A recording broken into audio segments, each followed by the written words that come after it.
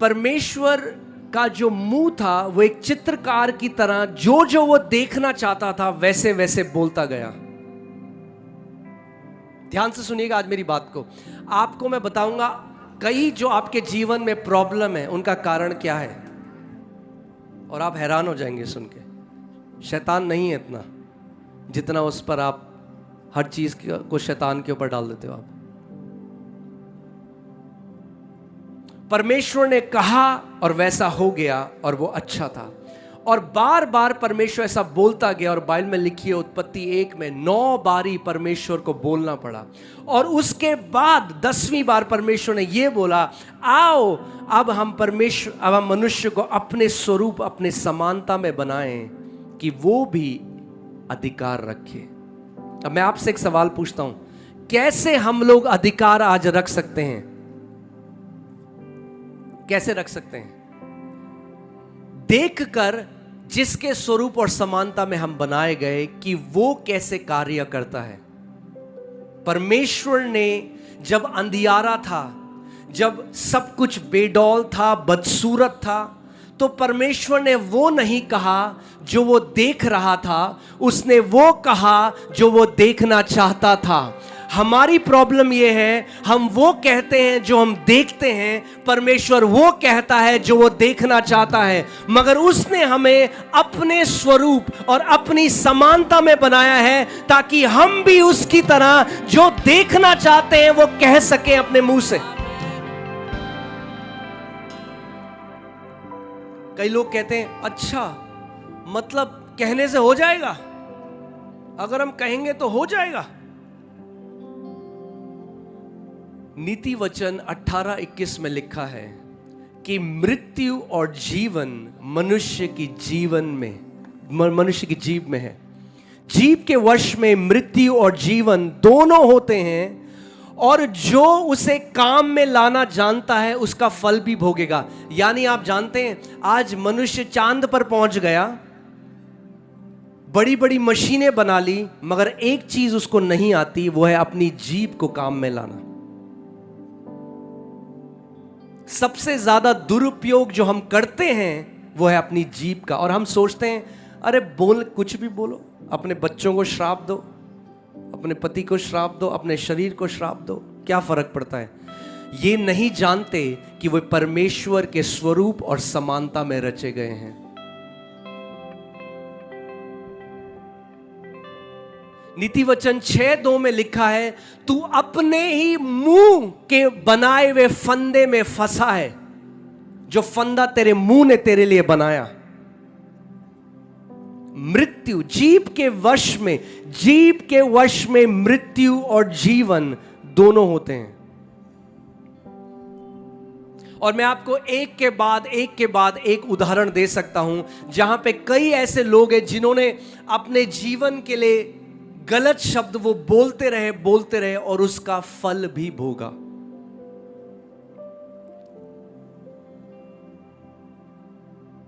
एक बहुत famous actor है अमेरिका में, अब तो उसकी मृत्यु हो गई, पॉल वॉकर करके, अगर मुझे नाम सही है तो। मगर वो जो भी इंटरव्यू देता था तो बोलता था उसको कार चलाने का बहुत शौक था, रेसर का। तो कहता रहा मरूंगा मैं तो कार चलाते हुए एक्सीडेंट में मरूंगा। और कई बारी हमें लगता है जब हम ये शब्द बोलते हैं तो ये कोई फर्क नहीं पड़ता। बोलता गया बार बार, अलग अलग बार, मैं अगर मरूंगा तो कार क्रैश में मरूंगा, मुझे कार इतनी पसंद है। आप जानते हो कैसे मरा? Car accident. जीभ के वश में मृत्यु और जीवन दोनों होते हैं। अगर आप अपनी जीभ को कंट्रोल नहीं कर पाए, कभी भी एक जयवंत जीवन नहीं जी सकते। आप मीटिंग से मीटिंग में जाओगे, आप एक परमेश्वर के दास से मिलोगे, फिर दूसरे से मिलोगे, वो अच्छा है। मगर अगर जयवंत जीवन जीना है तो खुद का विश्वास डेवलप करना पड़ेगा, बनाना पड़ेगा। आप किसी और के विश्वास से अंत तक नहीं चल सकते, एक जयवंत जीवन नहीं जी सकते। अपने पड़ोसी को बोलो, विश्वास में मजबूत होने का समय आ चुका है।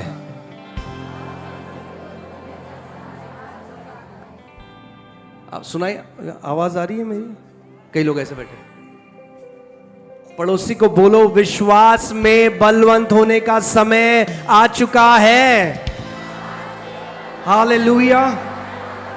इस हिंदुस्तान ने अभी तक ईसाइयों को देखा है, मगर वो समय आ रहा है जब परमेश्वर के बेटे और बेटियां खड़े हो रहे हैं, जो किसी धर्म का प्रचार नहीं करेंगे, जो प्रभु यीशु मसीह की सामर्थ में चलेंगे, जो दिखाएंगे कि स्वर्ग का राज्य आ चुका है और जो कोई उस नाम पर विश्वास करेगा वो उद्धार पाएगा। एक ईसाई होने में और एक परमेश्वर का पुत्र होने में बस उतना ही अंतर है जितना पूरब और पश्चिम में है।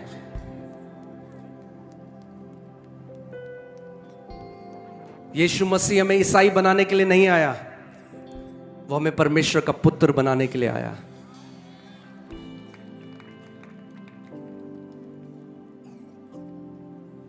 जब मैंने उद्धार को पाया, मैंने प्रभु को जाना, तो लोगों ने मुझसे पूछा कि आप कौन हो, आपकी डिनोमिनेशन क्या है?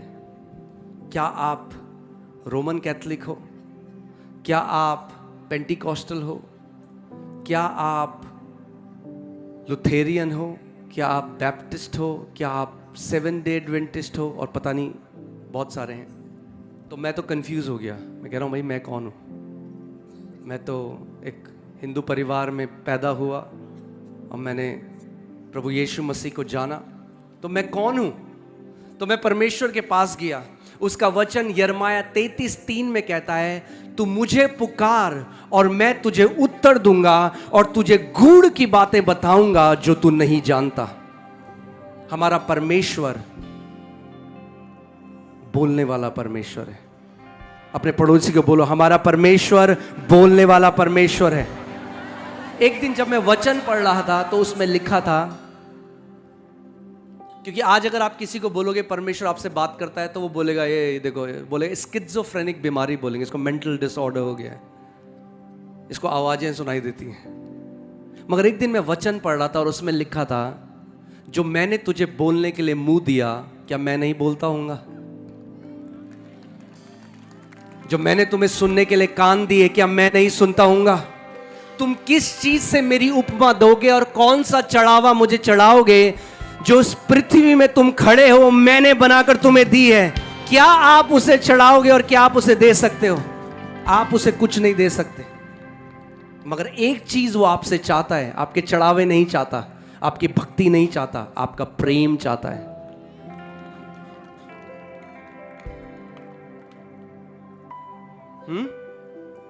क्योंकि भक्त क्या करता है? भक्त सुबह उठता है और 10-15 मिनट वो बाइबल पढ़ेगा, प्रार्थना करेगा, मगर उसके बाद जब वो जाएगा तो वो वही करेगा जो उसे करना है, फिर वो भूल जाएगा क्योंकि भक्ति कर दी सुबह। मगर जो प्रेमी है वो एक ऐसा जीवन जिएगा जिससे उसके प्रेमी की महिमा हो। आमीन। मैं आपको कोई कथा सुनाने के लिए नहीं आया हूं दिल्ली से। मैं आपको आज परमेश्वर के वचन, मैं आपको वो कुंजी देने आया हूं जिस दिन अगर आप इसको समझ जाओगे, एक दीर्घ आयु जियोगे, एक जयवंत जीवन जियोगे, पहाड़ों को हटाने वाले विश्वास के योद्धाओं की तरह आप जियोगे, क्योंकि आप जान लोगे कि परमेश्वर के स्वरूप और समानता में आपको रचा गया है। जैसे मैंने आपको कहा था, यीशु मसीह ईसाई बनाने के लिए नहीं आया, यीशु मसीह परमेश्वर का पुत्रों के लिए आया। वचन में लिखा है यूहन्ना 1:12 में, जितनों ने प्रभु यीशु मसीह को ग्रहण किया उसने उन्हें परमेश्वर की संतान होने का क्या दिया? अधिकार दिया। वो आपको अधिकारी बनाने के लिए आया। जो अधिकार आदम ने अदन के बगीचे में खो दिया था, वही अधिकार प्रभु यीशु मसीह ने अपने विश्वास करने वालों को दोबारा दे दिया है।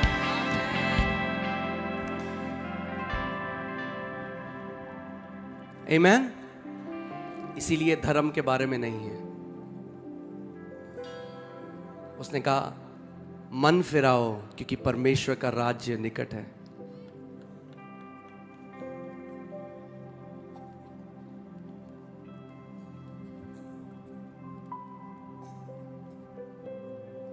बाइबल बताती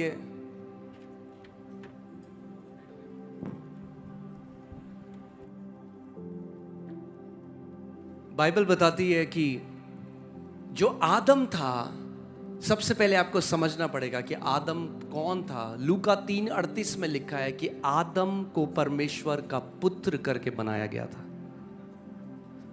और जब पुत्र बनाया परमेश्वर ने, तो उसको क्या दिया? पुत्रों को क्या दिया है? पुत्रों को क्या दिया है?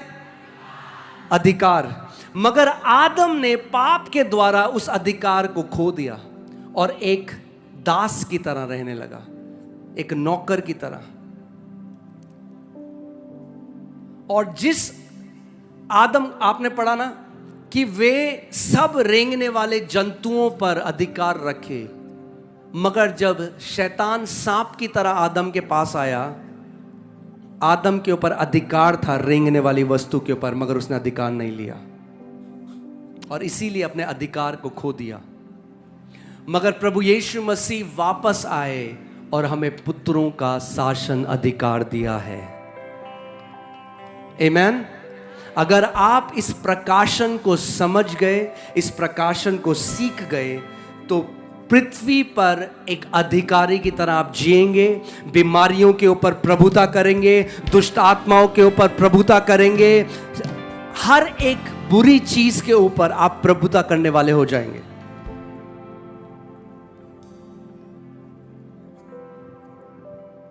चलिए आगे चलते हैं।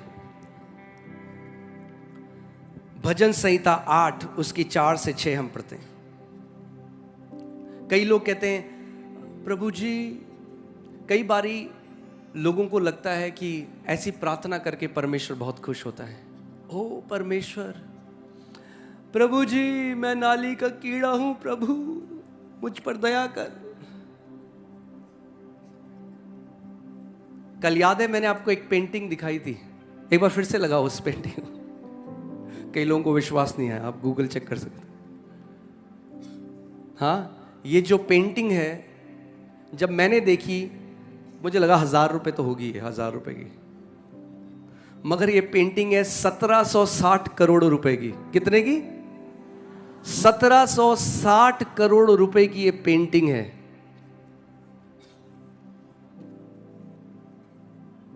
और किसी ने इस दाम को चुकाया क्योंकि उसने ये दाम इस पेंटिंग में देखा।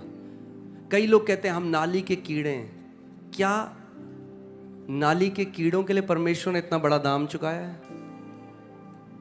बाइबल कहती है, तुम नाशवान सोने और चांदी से नहीं, मगर परमेश्वर के पुत्र के लहू से खरीदे गए हो। तो आप इस पेंटिंग से भी ज्यादा कीमती हो। मैंने कहा आप इस पेंटिंग से भी ज्यादा कीमती हो, क्योंकि परमेश्वर को जब आपका दाम चुकाना था तो अपना बेस्ट उसने दिया, अपना बेटा, इकलौता बेटा परमेश्वर ने आपके लिए भेजा, आपको ये बताने के लिए कि आप कितने कीमती हो। ये झूठी नम्रता है। झूठी नम्रता क्या है? अपने आप को ये कहना, प्रभु जी मैं कुछ नहीं प्रभु।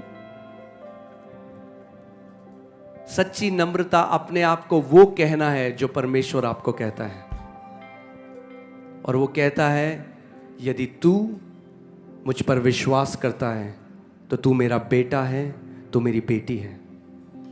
और मैंने आपको कल भी बताया था, किसी भी, कितने लोगों के यहाँ पे बच्चे हैं? मुझे फिर से हाथ दिखाइए अपने। मैंने कल भी आपसे सवाल पूछा था, क्या कभी आपके बच्चों को रोटी कमाने पड़ी घर पे? नहीं। यीशु ने कहा चंगाई बच्चों की रोटी है। अगर आज आप इस जगह में हो और आप बीमार हो, तो आप ये विश्वास करो कि आज आप यहां से पूरी रीति से चंगे होके जा रहे हो। क्यों? क्योंकि चंगाई उसके प्रेम का प्रगटीकरण है।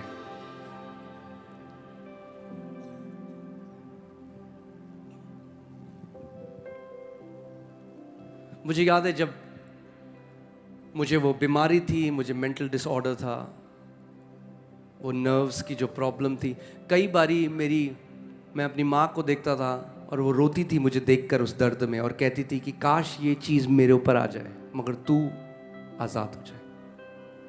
ये एक माँ बाप का हृदय है। क्यों आपको लगता है यीशु ने कोड़े खाए हमारी बीमारियों के लिए? वो उसका वचन कहता है निश्चय ही उसने हमारे रोगों को सह लिया। क्यों?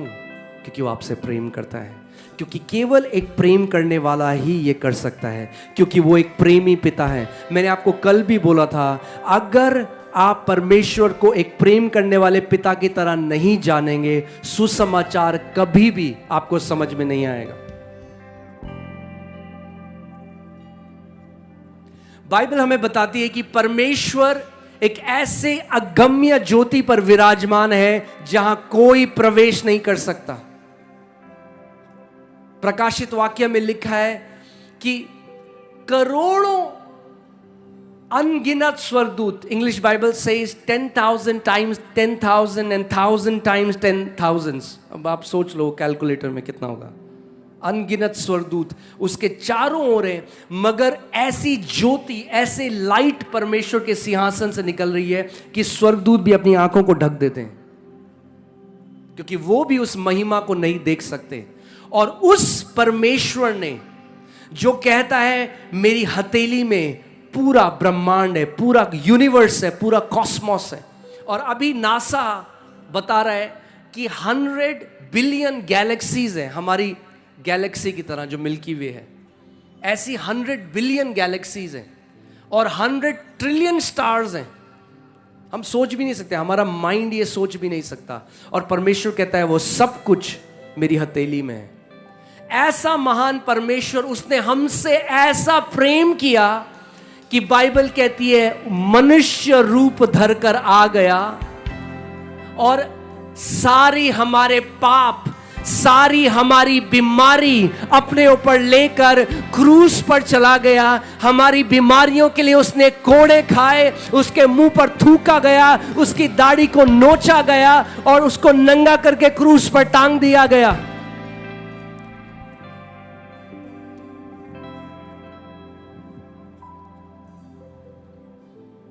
कितना महान प्रेम उस परमेश्वर का है।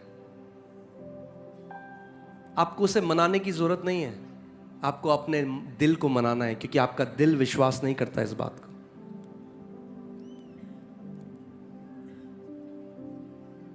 और एक चीज उसने हमसे मांगी है,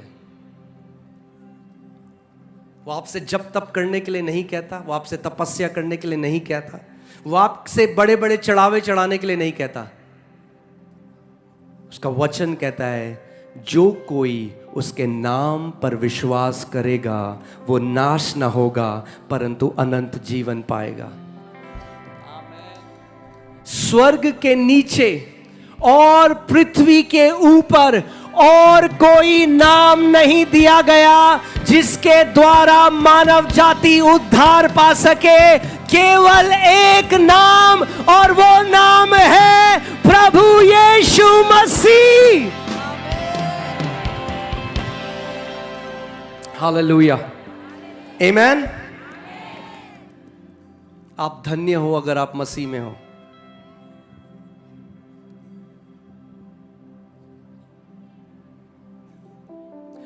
प्रकाशित वाक्य में लिखा है कि परमेश्वर सिंहासन में है और उसके सामने करोड़ों लोग खड़े हैं,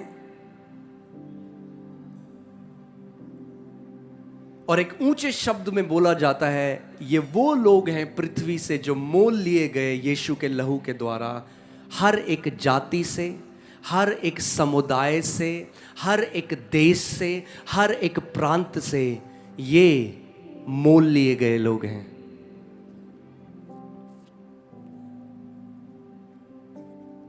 प्रभु यीशु मसीह केवल ईसाइयों का परमेश्वर नहीं है, वो परमेश्वर का मेमना है जिसने अपने लहू को पूरी मानव जाति के लिए बहाया है। आमीन। और आज आपको केवल एक चीज करनी है, अपना पूरा ध्यान अपने से हटाकर आज उस पर कर दो। प्रभु तेरे लिए सब कुछ संभव है यीशु मसीह। जो मनुष्य के लिए असंभव है प्रभु यीशु मसीह, वो आपके लिए संभव है। डॉक्टर्स ने कह दिया आप कुछ नहीं हो सकता, मगर प्रभु आपके लिए सब कुछ हो सकता है।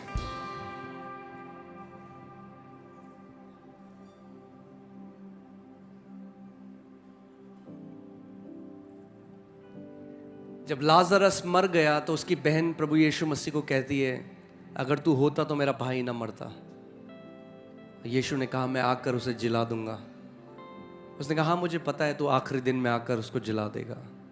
यीशु ने कहा, नहीं मरियम, मैं ही जीवन और पुनरुत्थान हूं, मैं ही जीवन और पुनरुत्थान हूं। अगर तू विश्वास करेगी तो परमेश्वर की महिमा को देखेगी।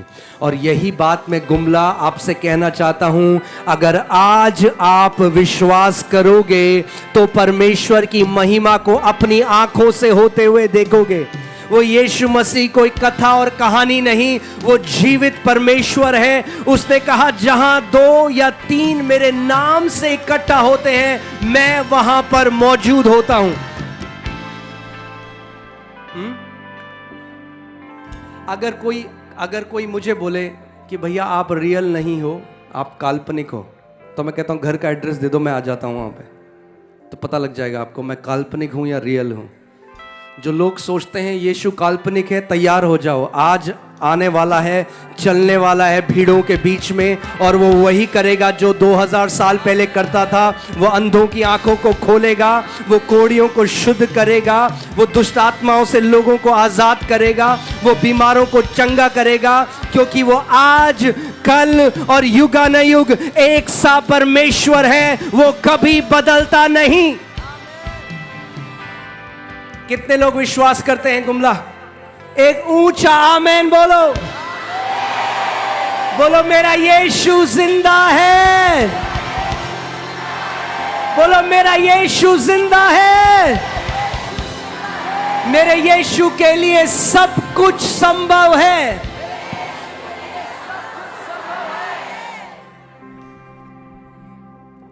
Hallelujah, praise God.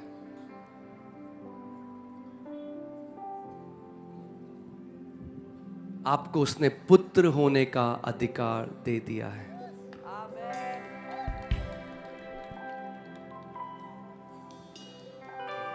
अपने पड़ोसी को बोलो, आज से भीख नहीं मांगनी परमेश्वर से।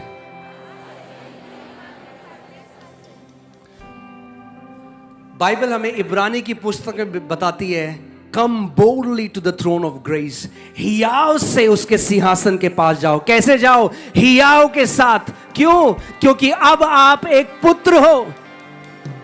हाँ, चाहे कितना भी बड़ा कोई अधिकारी हो, जब उसका बच्चा जाएगा ना उसके पास, तो वो हियाव से जाएगा।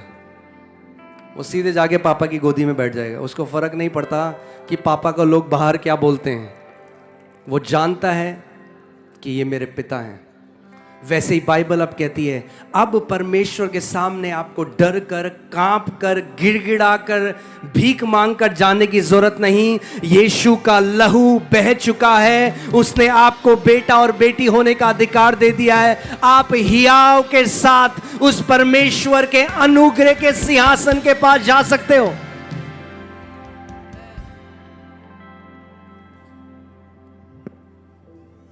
Amen? Bold faith, audacious faith से परमेश्वर खुश होता है। कैसा विश्वास? जो बोल्ड है, ऑडेशियस है, जो विश्वास करता है। साहसी विश्वास। साहसी है जो विश्वास।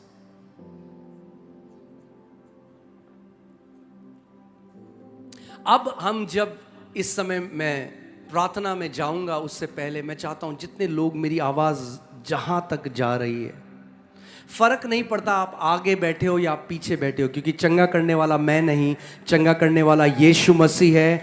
और वो, क्योंकि वो परमेश्वर है, वो सबको एक साथ छू सकता है। आप आगे हो या आज पीछे हो, इससे कोई फर्क नहीं पड़ता। जरूरी नहीं है वो आगे हो तो आप ग्रहण करोगे। जो आखिरी हो सकता है बिल्कुल पीछे बैठे हो, मगर विश्वास कर रहे हो, तो वो चंगा हो जाएगा और आगे वाला वैसे ही घर चला जाएगा।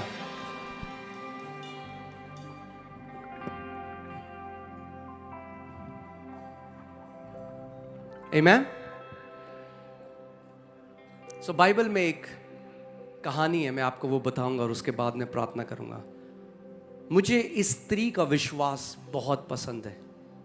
एक स्त्री के बारे में कहानी, उसका नाम नहीं लिखा गया क्योंकि नाम जरूरी नहीं, मगर उसने जो किया वो जरूरी है, वो हमारे लिए उदाहरण बन गई। एक स्त्री है, बाइबल बताती है, जिसको 12 साल से लहू बहने की बीमारी थी, और उन 12 सालों में वो सारे बेस्ट वैद्यों के पास, सारे बेस्ट डॉक्टर्स के पास गई, मगर चंगी ना हुई, मगर और उसकी कंडीशन खराब हो गई, उसकी हालत और खराब हो गई। और उस समय में उसने सुना कि प्रभु यीशु मसीह मेरे शहर में आया है, वो चल फिर रहा है।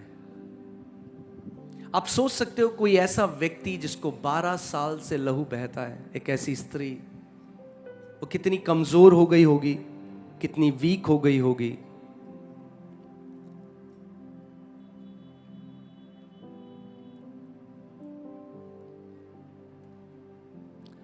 आप जानते हैं कई लोग आज सिंपैथी चाहते हैं, दया चाहते हैं किसी से, हाय कोई हम पर दया करे। अगर आप दया ढूंढोगे तो आप खाली हाथ वापस जाओगे, मगर अगर आप विश्वास से परमेश्वर के पास जाओगे तो वो ले लोगे जो आपका है। सोचो, वो भी अपने बिस्तर में पड़ के ऐसे सोचते, हाय हाय। आजकल लोग क्या करते हैं, लोग व्हाट्सएप में स्टेटस लगाते हैं, स्टेटस डालेंगे, कोई नहीं है अपना, सारे हैं पराए।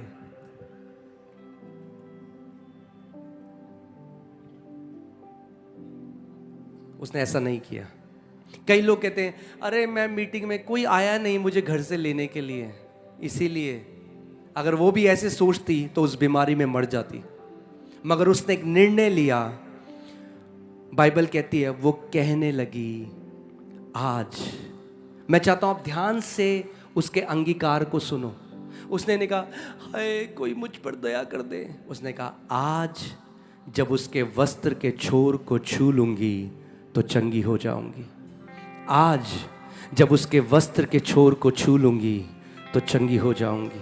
आज जब उसके वस्त्र के छोर को छू लूंगी तो चंगी हो जाऊंगी। और जैसे वो बोलने लगी और वो बोलती गई, एक नई सामर्थ उसके अंदर आई। वो अपने बिस्तर से बाहर आई और भीड़ को चीरती हुई ये कहती हुई, आज जब मैं प्रभु यीशु मसीह के वस्त्र के छोर को छू लूंगी तो चंगी हो जाऊंगी। आज जब मैं प्रभु यीशु मसीह के वस्त्र के छोर को छू लूंगी तो चंगी हो जाऊंगी।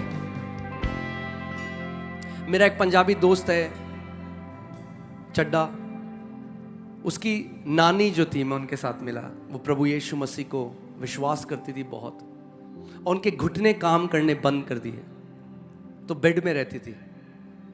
तो वचन पढ़ रही थी एक दिन, और ये वचन पढ़ते पढ़ते उन्होंने ये वाला अध्याय पढ़ा, और जब ये वाला अध्याय पढ़ा तो उनके अंदर विश्वास जागा।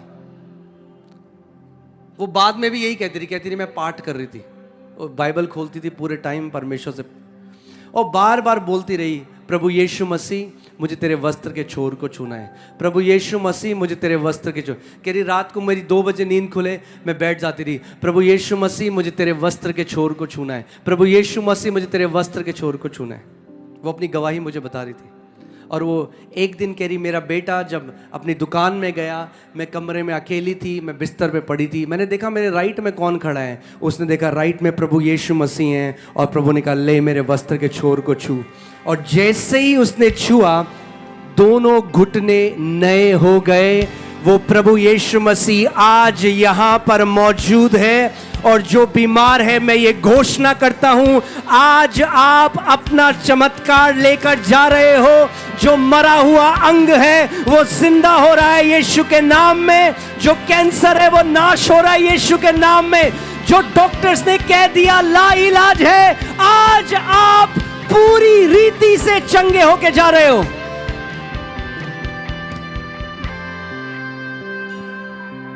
आमीन।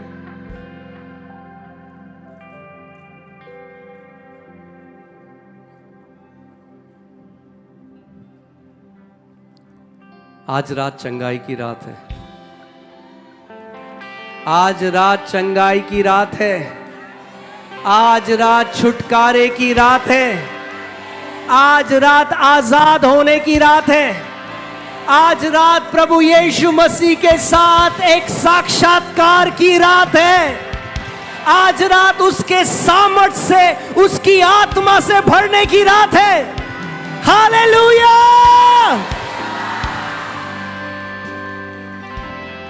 मैं ये विश्वास करता हूं आज परमेश्वर कई लोगों की आंखों को खोलेगा और आप प्रभु यीशु मसीह को देखने जा रहे हो। यीशु के नाम में आप उसकी आत्मा के नए अभिषेक से भरने जा रहे हो। यीशु के नाम में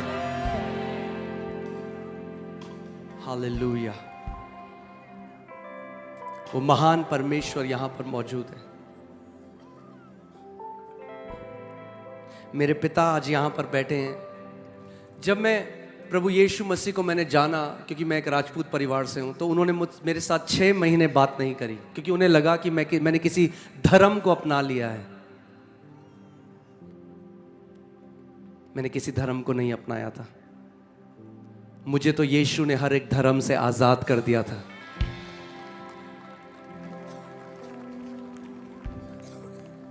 और जब उन्होंने प्रभु यीशु मसीह को जाना, मेरी मां ने 2 मेरी बाइबल फाड़ दी, फेंक दी। मेरी मां मुझे कहती तू यीशु का नाम इस घर में नहीं लेगा। और आज मेरी मां सुबह और शाम उस यीशु का नाम लेती है हमारे घर में।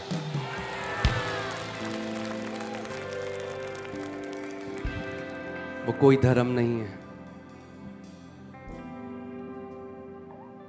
वो एक प्रेम करने वाला परमेश्वर है जिसने अपना बलिदान आपके लिए दिया। उसने अपने प्रेम को प्रकट किया आपके लिए। केवल एक पिता ही अपने बच्चों के लिए इतनी बड़ी कीमत अदा कर सकता है जो परमेश्वर ने आपके और मेरे लिए करी।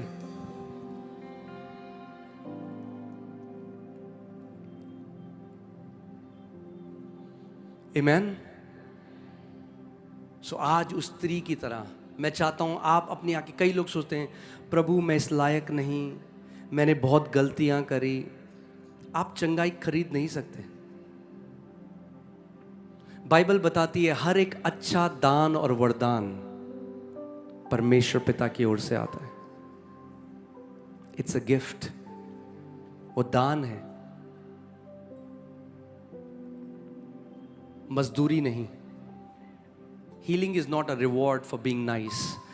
चंगाई एक प्रतिफल नहीं है कि आप एक बहुत अच्छे बच्चे हो तो प्रभु कहता है अच्छे बच्चों के लिए चंगाई है, गंदे बच्चों के लिए कुछ नहीं है। नहीं, आप जानते हैं ये जो स्त्री थी, लेविटिकल लॉ के हिसाब से, उस समय के लॉ के हिसाब से, लय व्यवस्था के हिसाब से, क्योंकि उससे लहू बहता था, अगर वो किसी भी मनुष्य को छूती, किसी भी व्यक्ति को छूती, तो वो व्यक्ति भी अशुद्ध हो जाता। और उस समय की व्यवस्था के हिसाब से वो अशुद्ध मानी जाती थी और वो भीड़ में नहीं आ सकती थी। अगर वो अशुद्ध स्त्री शुद्ध लोगों के बीच में आती तो उसको शहर से बाहर ले जाके पत्थर मार के मार दिया जाता। मगर फिर भी वो डरी नहीं। उस अशुद्ध स्त्री ने जब प्रभु यीशु मसीह को छुआ तो प्रभु यीशु मसीह अशुद्ध नहीं हुए, मगर वो स्त्री शुद्ध हो गई, क्योंकि उसने उसको छू लिया था जो जीवन को बदलने वाला परमेश्वर है।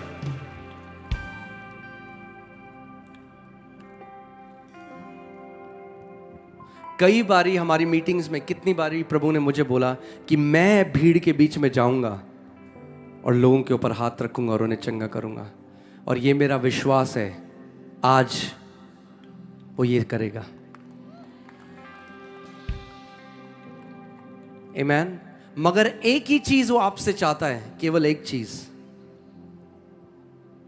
कि आप उसको विश्वास दो और अपनी चंगाई ले लो। प्रभु यीशु मसीह हमेशा लोगों से पूछता था, क्या तुम विश्वास करते हो? क्या तू विश्वास करती है? क्या तू विश्वास करता है कि मैं तेरे लिए ये कर सकता हूं? कहते रहे हाँ प्रभु। तो प्रभु ने कहा जा, तेरे विश्वास के अनुसार तेरे साथ हो। उसने ये नहीं कहा मेरी सामर्थ्य के अनुसार, उसने कहा तेरे विश्वास के अनुसार। तो मैं आपसे एक सवाल पूछता हूं गुमला, जहां तक मेरी आवाज जा रही है, क्या आप विश्वास करते हो कि आज प्रभु यीशु मसीह आपको चंगा करेगा?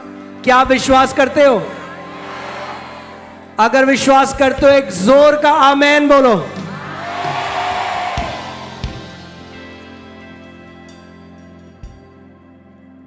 आमेन।